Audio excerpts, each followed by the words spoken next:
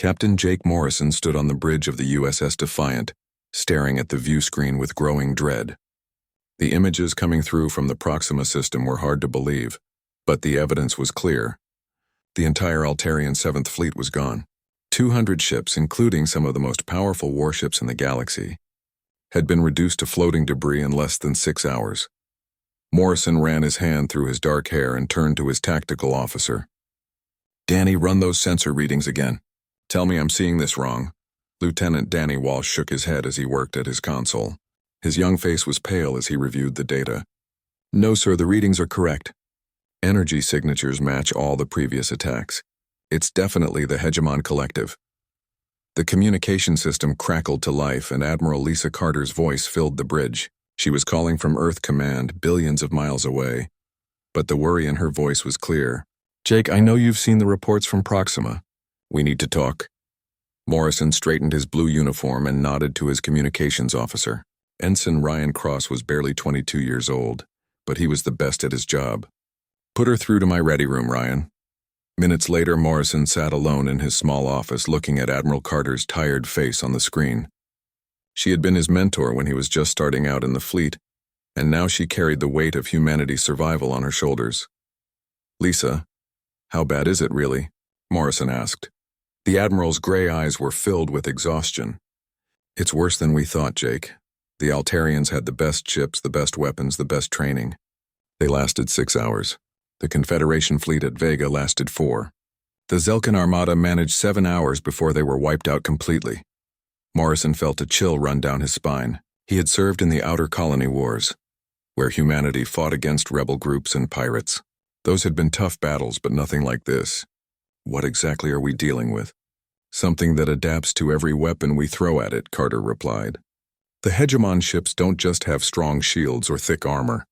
Their weapons pass right through our defenses like they don't exist. Every fleet that's faced them has used different tactics, different weapons, different formations.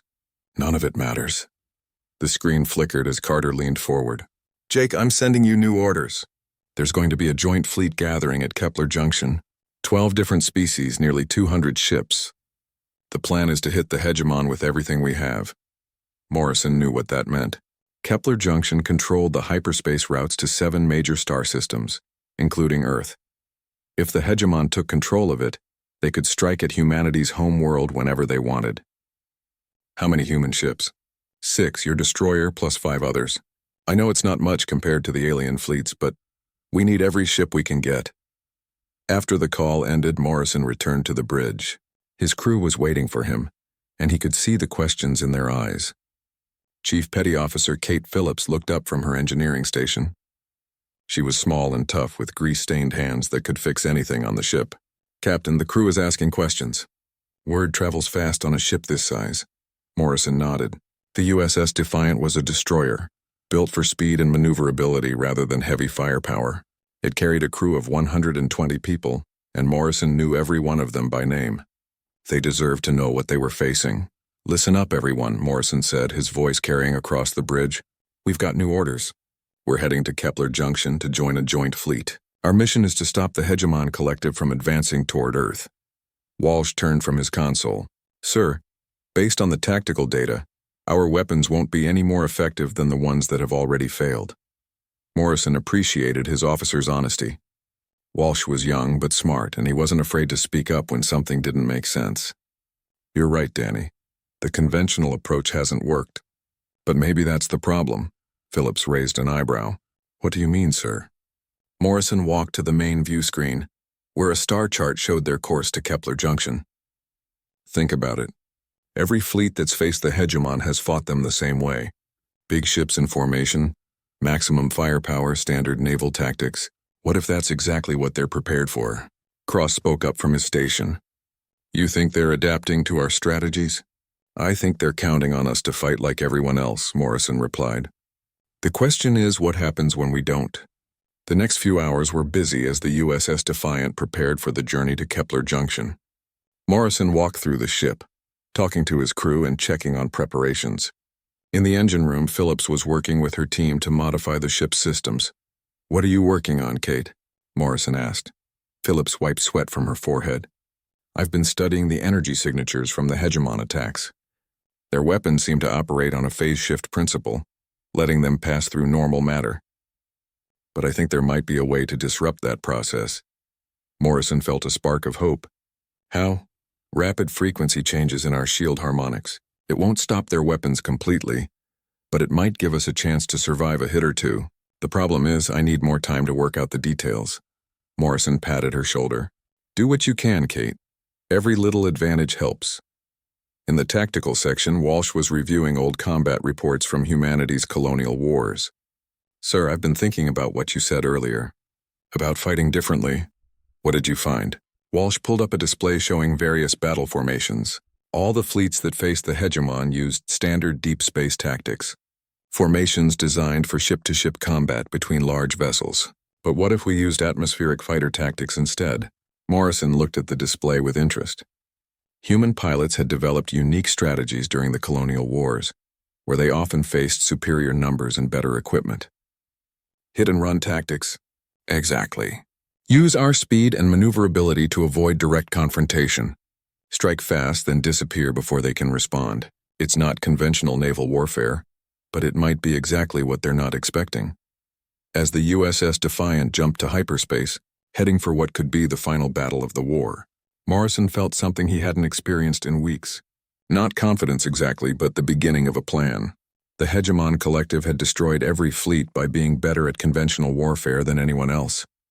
Maybe it was time to show them what unconventional warfare looked like. The sight of the joint fleet at Kepler Junction was both impressive and terrifying. Morrison stood on the bridge of the USS Defiant, watching as nearly 200 warships from 12 different species moved into formation. The alien vessels were massive compared to the human ships, their hulls gleaming with advanced armor and bristling with weapons that could crack planets. The Vorthan battlecruisers were works of art, their sleek silver hulls decorated with flowing lines that seemed to shift in the starlight. Each one was 3 times the size of Morrison's destroyer, and carried quantum torpedo arrays that could punch through a moon.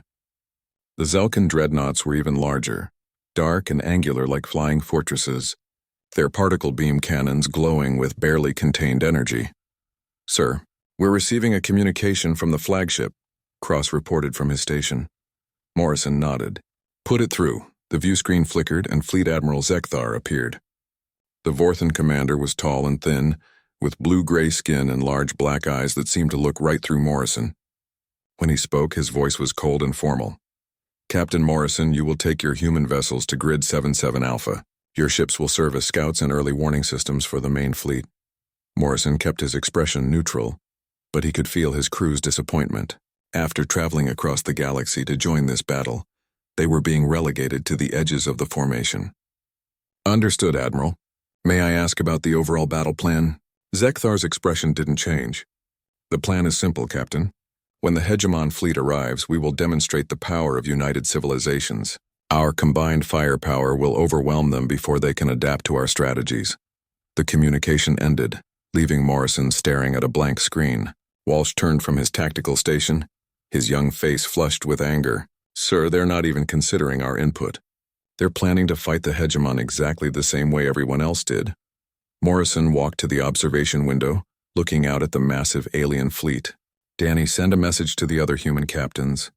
Tell them I want to meet in person.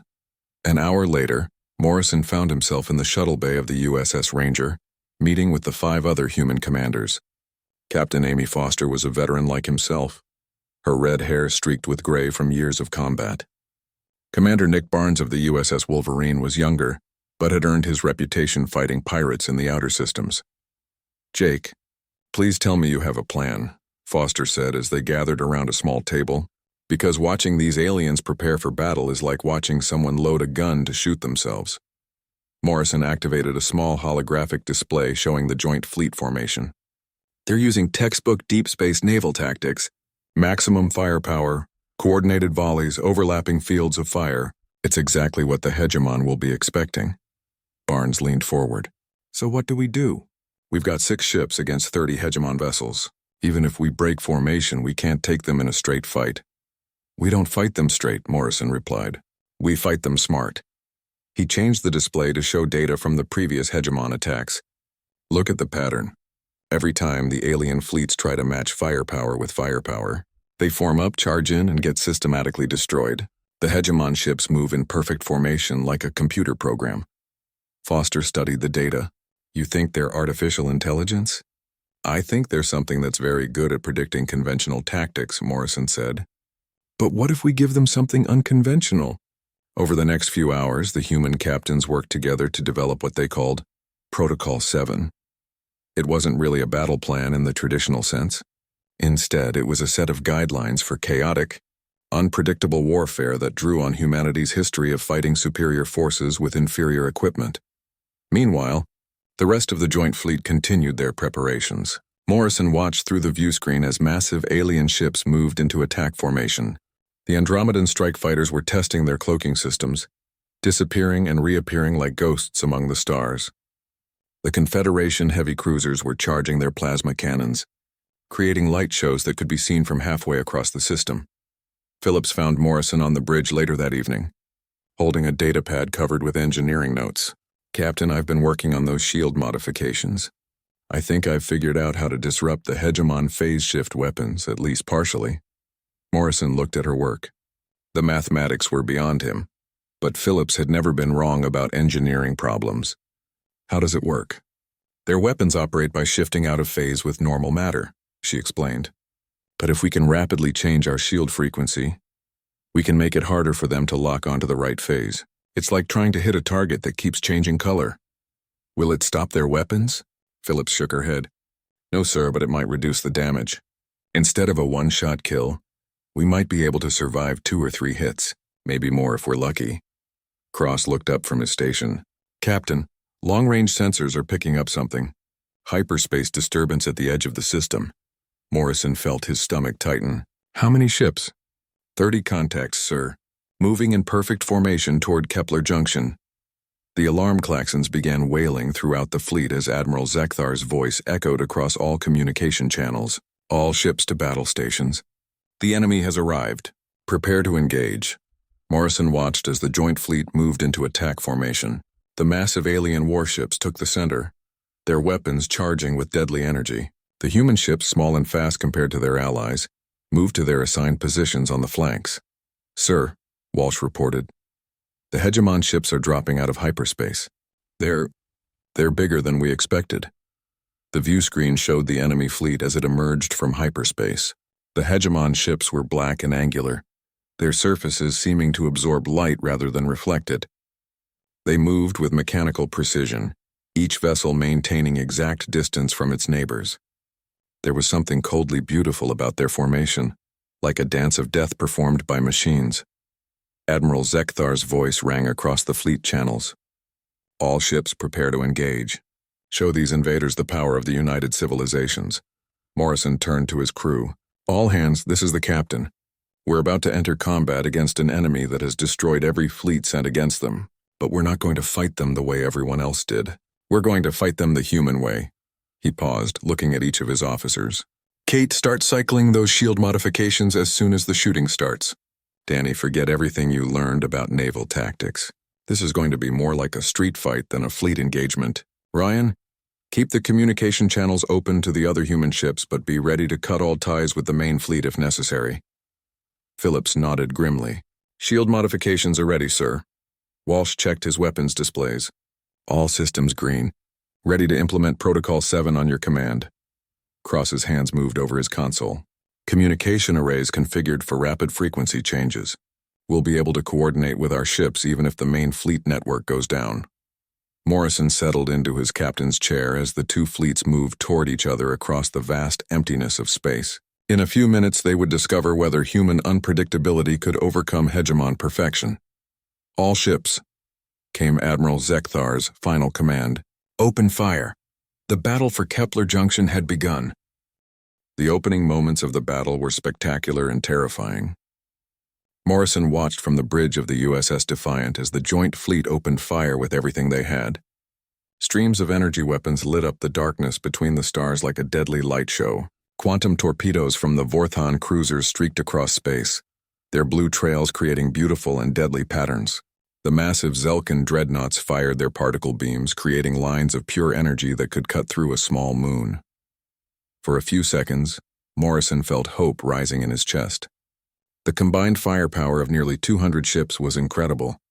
Surely nothing could survive this concentrated assault. The alien commanders had been right to be confident. Then the hegemon ships responded, and Morrison's hope turned to ice. The enemy weapons were unlike anything he had ever seen. Instead of energy beams or projectiles, they fired something that looked like ripples in space itself. These ripples passed through the shields of the Allied ships as if they weren't there, striking directly at the hulls beneath. But even that wasn't the worst part. The weapons seemed to phase through the outer armor completely, exploding inside the ships themselves. The first casualty was a Confederation heavy cruiser. One moment it was firing its plasma cannons at the enemy. The next it was expanding in a ball of fire and debris. Then a Vorthan battlecruiser simply broke apart, its sleek hull cracking like an eggshell. Within minutes, a dozen of the largest ships in the fleet were gone. "My God," Walsh whispered from his tactical station. "They're not even slowing down." Morrison could see Admiral Zekthar's flagship, a massive Vorthan dreadnought, trying to coordinate the fleet's response. But the communication channels were filled with panic and confusion, as ship after ship reported catastrophic damage. The hegemon vessels moved through the Allied formation like sharks through a school of fish, their weapons striking with mechanical precision. "Sir," Cross reported, his voice shaky, "Admiral Zekthar's ship just exploded." Morrison felt something cold settle in his stomach as he watched the Admiral's flagship come apart. The ship was the size of a city, packed with the most advanced technology in the galaxy, and it had lasted less than 10 minutes against the hegemon assault.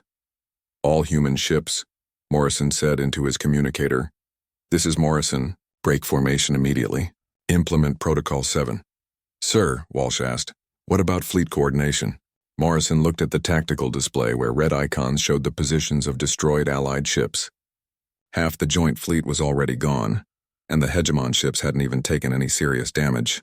"There is no fleet anymore, Danny. It's every ship for itself." The USS Defiant broke away from the main formation, followed by the other 5 human vessels. They were tiny compared to the massive alien warships, but that was about to become an advantage. As the remaining Allied ships continued to fight in traditional formations, the human ships scattered like startled birds. Morrison watched as the USS Ranger, commanded by Amy Foster, darted between the wreckage of destroyed alien vessels. She was using the debris as cover, appearing just long enough to fire a few shots before disappearing again.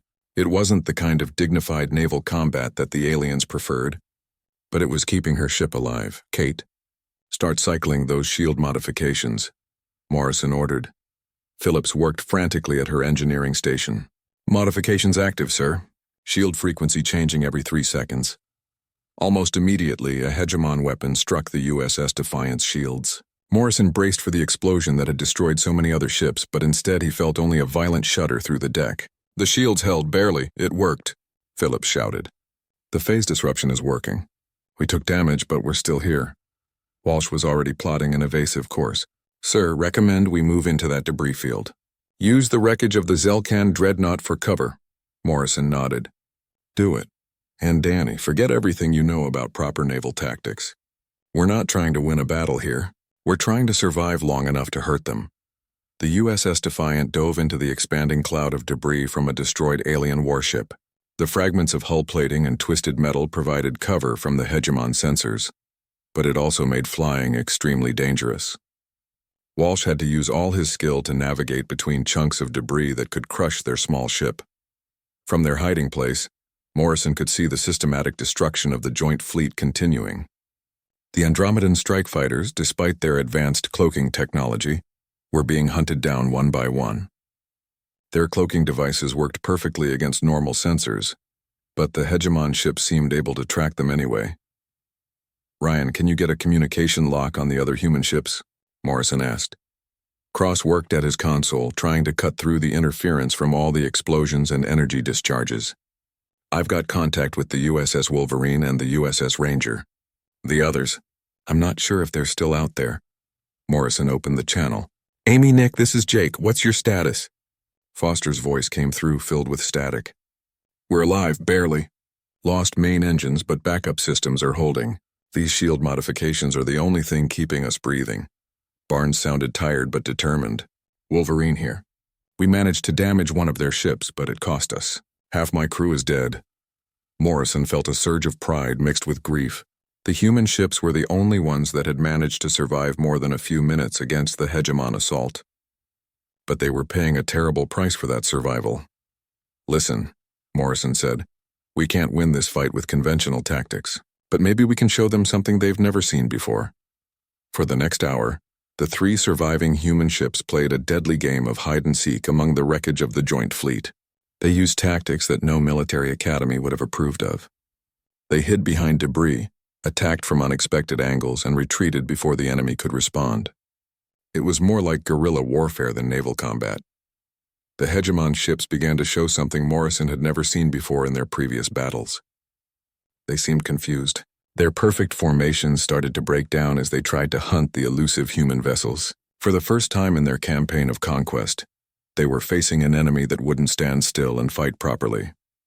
Sir, Walsh reported, I'm seeing changes in their attack patterns. They're splitting up, trying to corner us individually. Morrison nodded.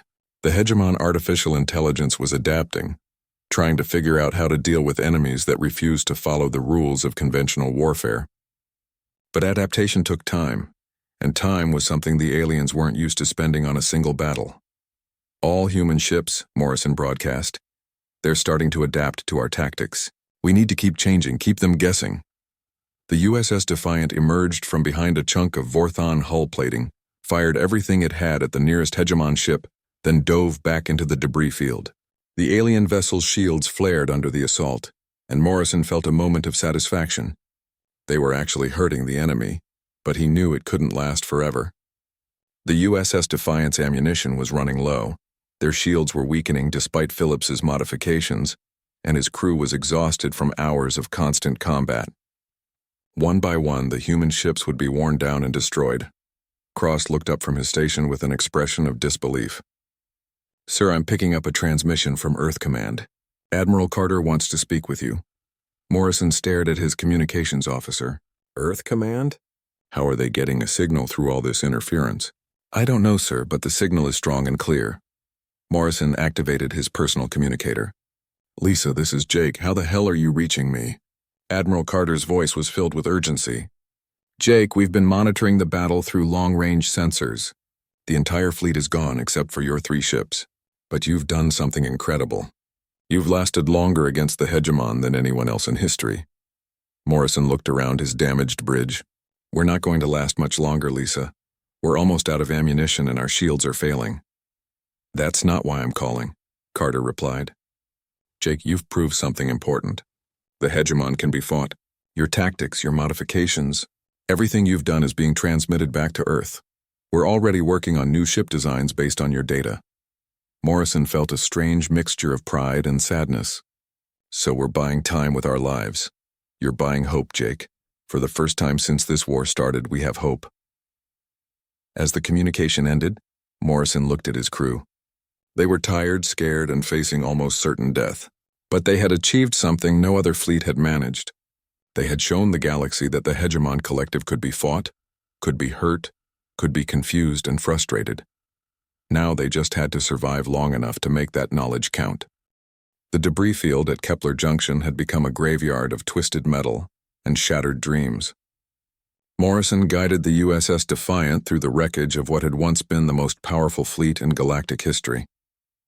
Fragments of Vorthon battlecruisers drifted alongside chunks of Zelkan dreadnoughts, their advanced technology now nothing more than space junk.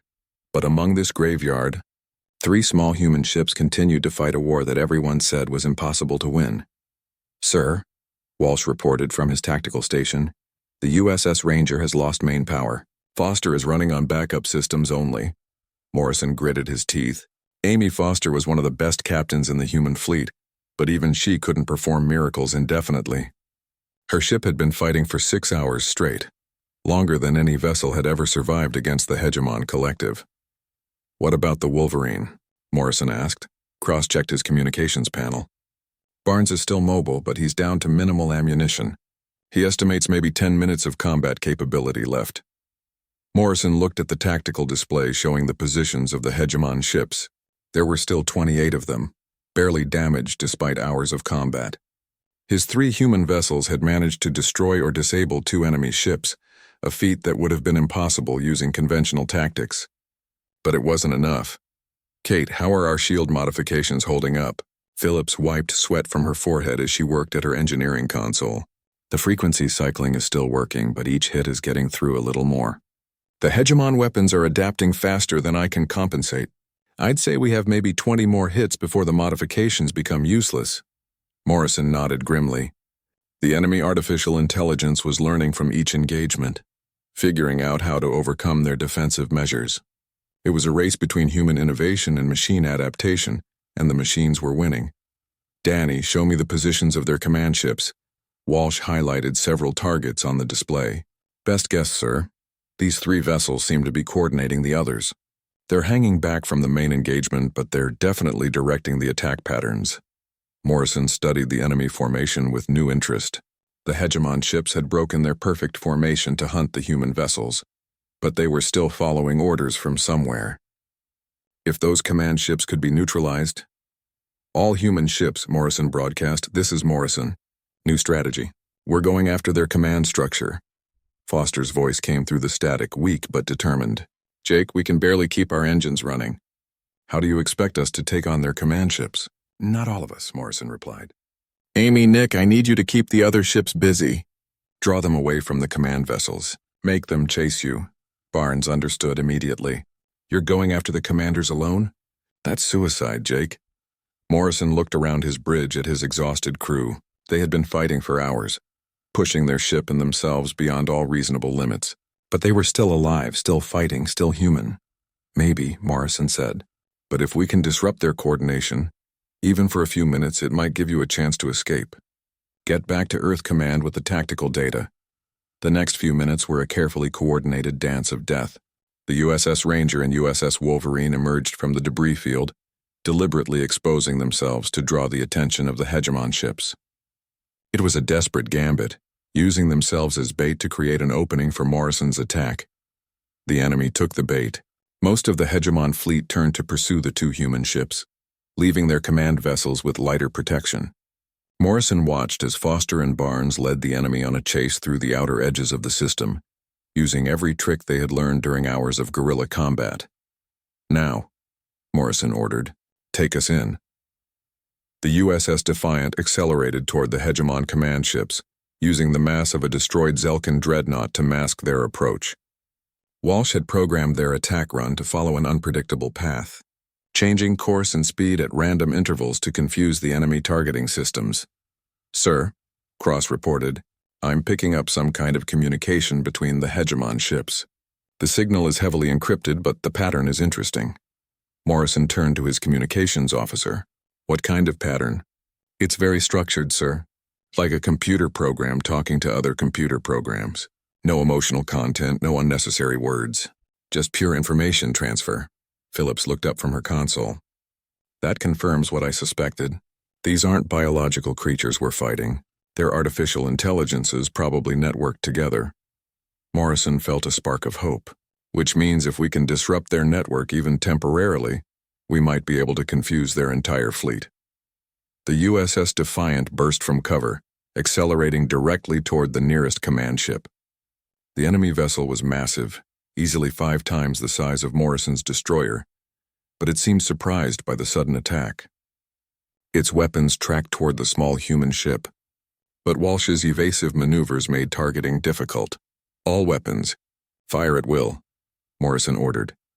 The Defiant's missiles and energy weapons struck the hegemon command ship's shields, creating brilliant flashes of light. The enemy vessel's defenses held, but Morrison could see fluctuations in their energy patterns. They were taking damage.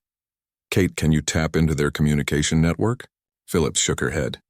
"The encryption is too advanced, sir, but I might be able to do something else. If I can overload our own communication array, create a massive electromagnetic pulse, it might disrupt their network temporarily."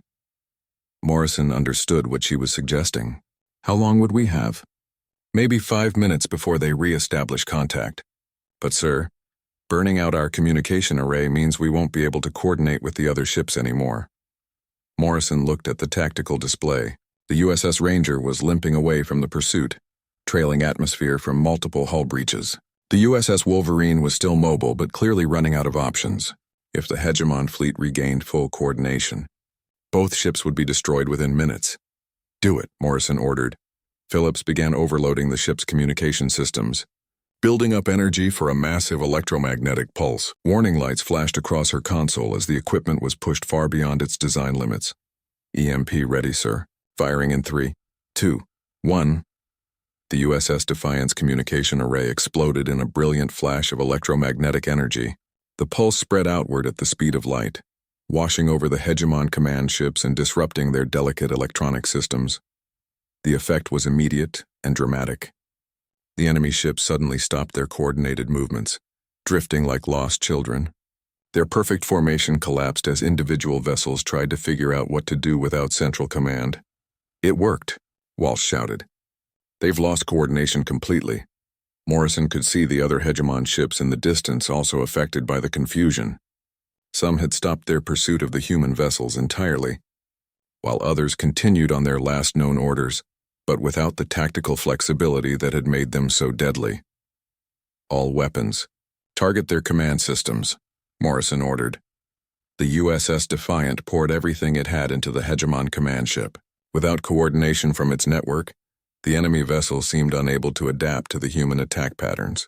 Its shields fluctuated and failed under the concentrated assault. "Sir," Cross reported, "the command ship is losing power. Their weapon systems are going offline." Morrison felt a moment of triumph, but it was short-lived. The electromagnetic pulse was already wearing off, and he could see the other Hegemon ships beginning to re-establish contact with each other. In a few minutes, they would regain full coordination and the brief advantage would be lost. "Danny, get us out of here," Morrison ordered. "Head for the outer system, maximum speed." As the USS Defiant fled from the battle zone, Morrison could see the results of their desperate gambit.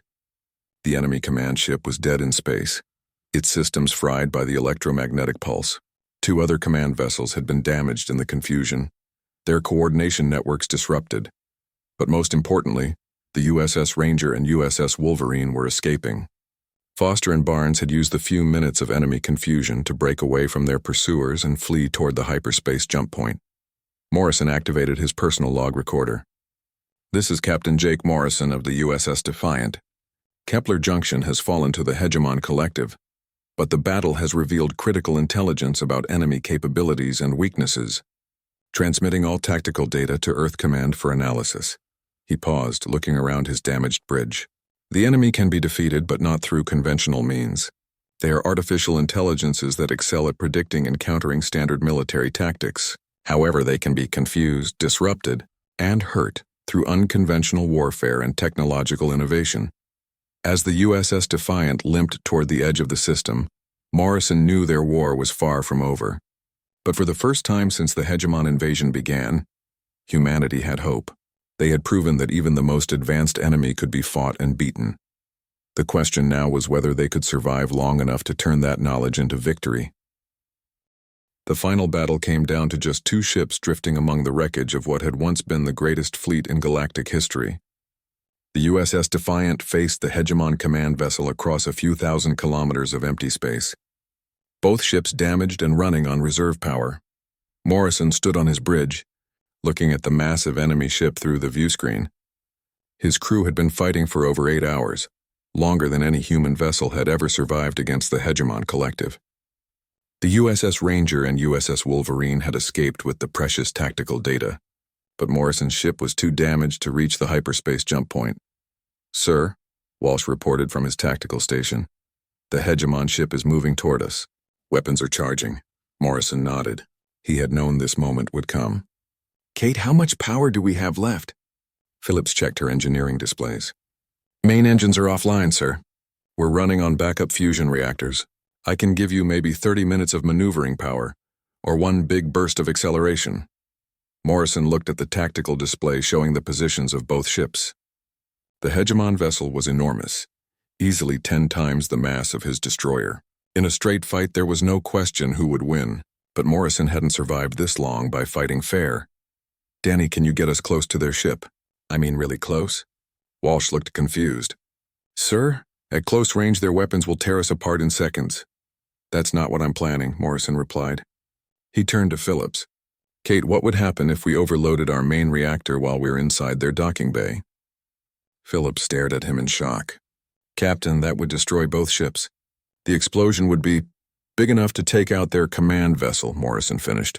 The question is, can we get inside before they stop us? The bridge fell silent as his crew realized what he was suggesting. Cross spoke first, his young voice steady despite the circumstances. Sir, their artificial intelligence will recognize a ramming attack. They'll target our engines and stop us before we can reach them. Morrison smiled grimly. Only if they think it's an attack, Ryan. What if they think it's an accident? Over the next few minutes, Morrison explained his plan. It was insane, desperate, and completely contrary to every rule of space combat, which meant the hegemon artificial intelligence would never see it coming. All hands, this is the captain, Morrison announced over the ship's communication system. We're about to attempt something that no one has ever tried before. If it works, we'll take out their command ship and buy Earth the time it needs to prepare proper defenses. If it doesn't work, well, it's been an honor serving with all of you. Phillips began the delicate process of making their main reactor unstable while keeping it from exploding immediately. I can set it for a delayed overload, she reported.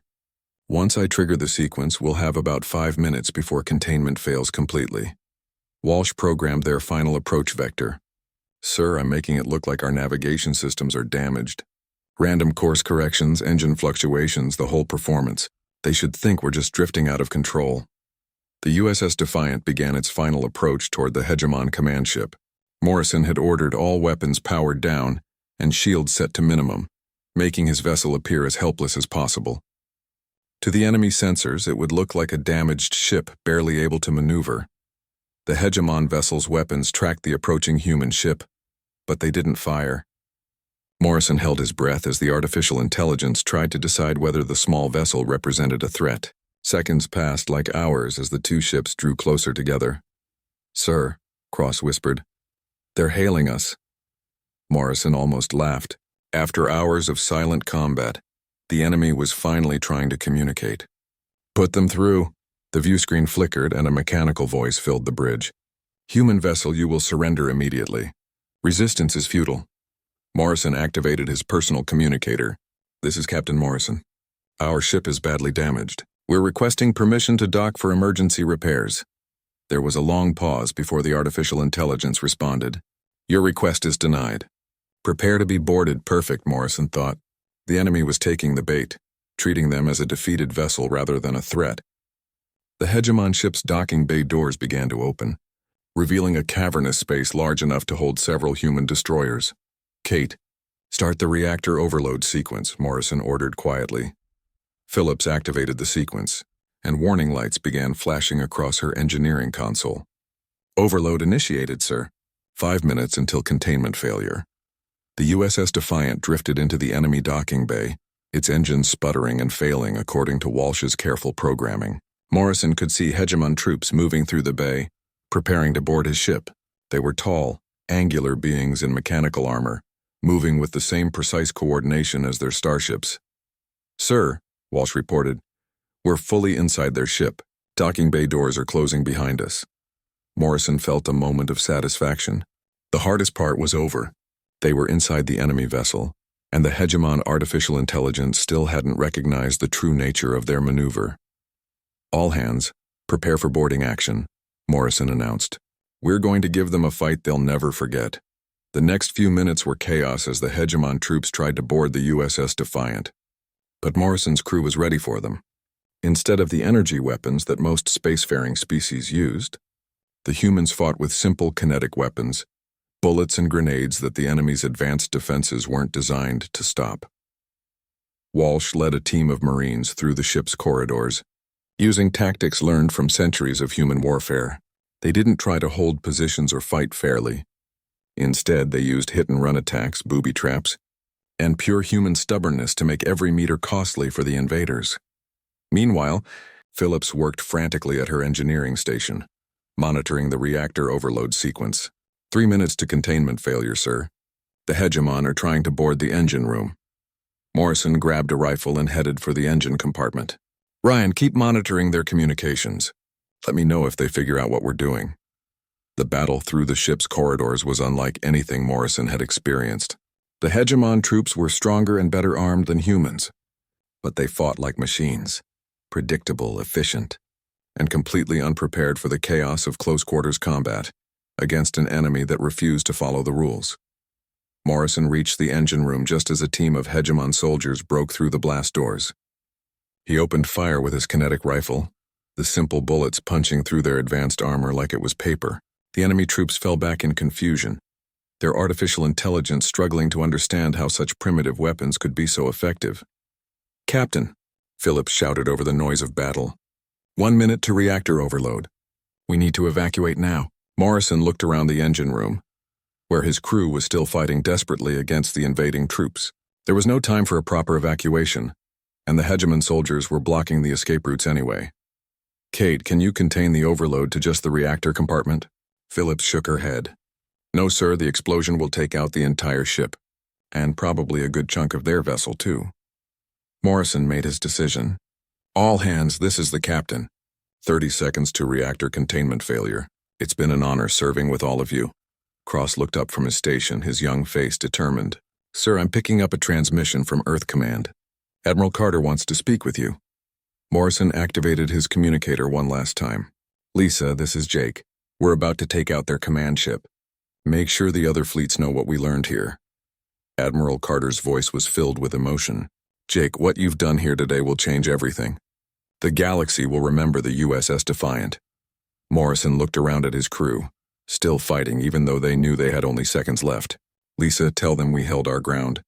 Tell them we showed the galaxy that humans don't give up." Phillips called out the final countdown. 10 seconds to containment failure." Morrison stood at attention on his bridge, surrounded by his brave crew. They had done the impossible. They had faced the unstoppable hegemon collective and proven that they could be beaten. Not through superior technology or overwhelming firepower, but through human courage, creativity, and the willingness to try the impossible. 5 seconds.